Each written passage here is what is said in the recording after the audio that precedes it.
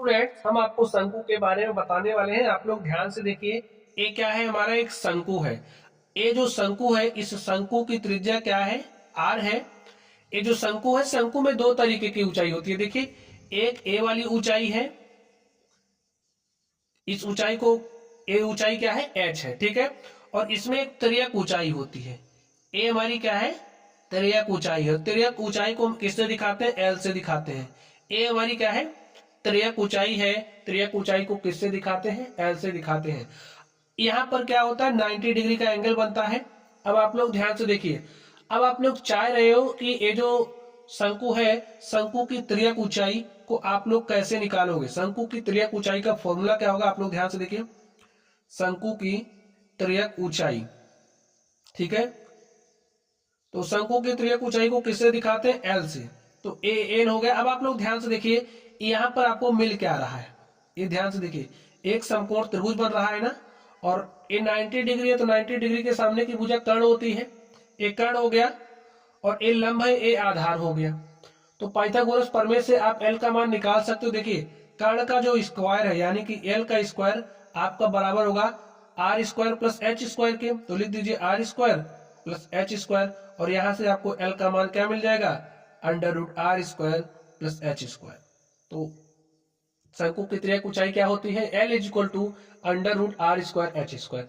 अगर आपको शंकु की त्रिज्या पता है, शंकु की ऊंचाई पता है, तो उसकी तिर्यक ऊंचाई को ज्ञात कर सकते हो, ठीक है। उसके लिए फॉर्मूला आपको ध्यान में रखना है। चलिए आगे बात कर लेते हैं। अब ये जो आप शंकु देख रहे हो, ये जो आप शंकु देख रहे हो, इस शंकु का जो, जैसे आप लोगों ने बर्थडे वाली टोपी देखी होगी ना, वो जो आपकी बर्थडे वाली टोपी है, वो कैसे आकार की होती है? एक शंकु के आकार की होती है। इसमें ऐसे आप अपना सर डालते हो, तो इसका ये जो वक्र पृष्ठ देख रहे हो, ऊपर वाला भाग जो देखते हो, कोना वाला भाग है, वो क्या है? उसका ये वक्र पृष्ठ होता है। और इस वक्र पृष्ठ का क्षेत्रफल क्या होता है स्टूडेंट्स? ध्यान से देखिए, लिखिए। वक्र पृष्ठ का क्षेत्रफल, जो शंकु है, शंकु के वक्र पृष्ठ का क्षेत्रफल क्या होता है? पाई आर एल के, ठीक है। क्या होता है? पाई आर एल। आर शंकु की त्रिज्या है, एल क्या है?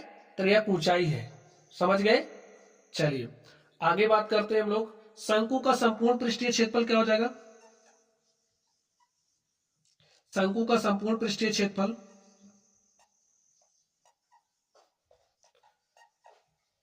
अब देखिए, ये जो शंकु, आप इसमें एक वक्र पृष्ठ है, दूसरा एक वृत्त है। तो शंकु का जो वक्र पृष्ठ है उसका क्षेत्रफल निकालिए, यानी कि ये जो कोना वाला भाग ऊपर उठा रहता है ना, उसका क्षेत्रफल निकालिए, प्लस इस वृत्त का क्षेत्रफल।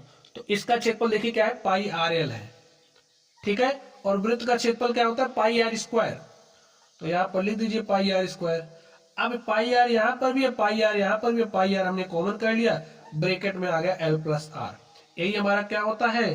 शंकु के संपूर्ण पृष्ठ का क्षेत्रफल का फॉर्मूला है।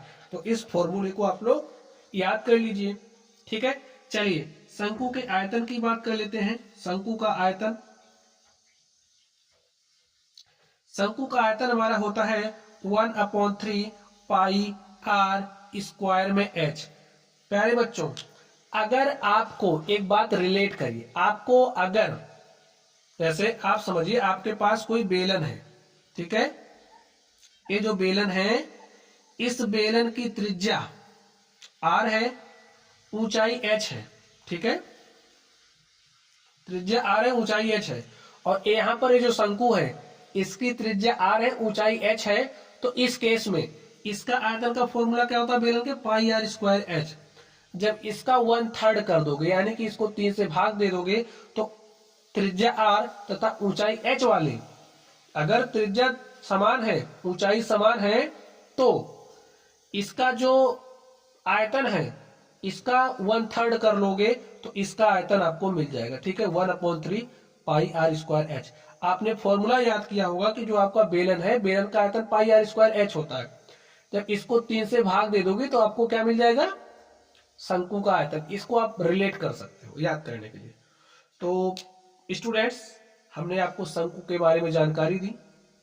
चलिए आप लोग पढ़ते रहिए। Thank you.